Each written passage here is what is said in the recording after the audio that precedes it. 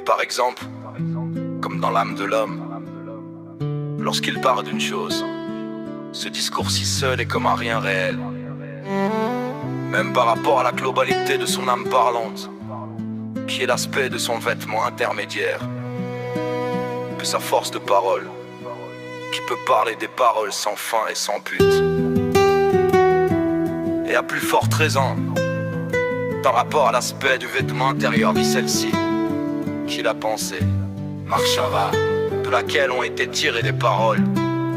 et qui est leur vitalité. Il m'est pas nécessaire de dire qu'un rapport à l'essence, c'est la substance de l'âme,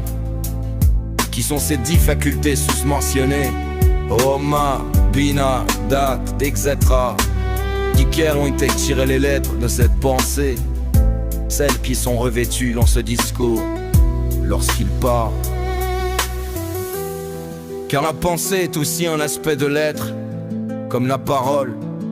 seulement que son spirituel est plus subtil. Mais les 10 facultés de Avad et les autres, elles sont la racine et la source de la pensée.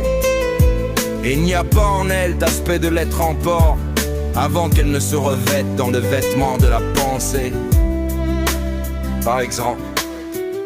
lorsqu'il tombe un certain amour ou désir dans le cœur d'un homme,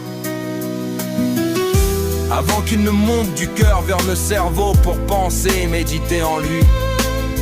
il n'y a pas en lui d'aspect de l'être encore, seulement un désir simple et une envie dans le cœur vers cette chose-là qui est désirable pour lui. Et à plus forte raison encore, avant que ne soit tombée la passion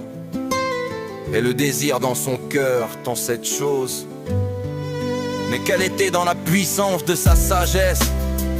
et de son intellect, de sa connaissance, lorsqu'il était connu de lui que cette chose-là était désirable, agréable, bonne et belle à acquérir et à s'y attacher,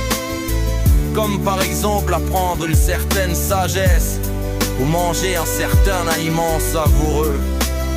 C'est seulement après que soit déjà tombé le désir et la passion dans son cœur, par la force de sa sagesse, de son intellect et de sa connaissance, et qu'ensuite il soit revenu et monté du cœur vers le cerveau pour penser et méditer en lui.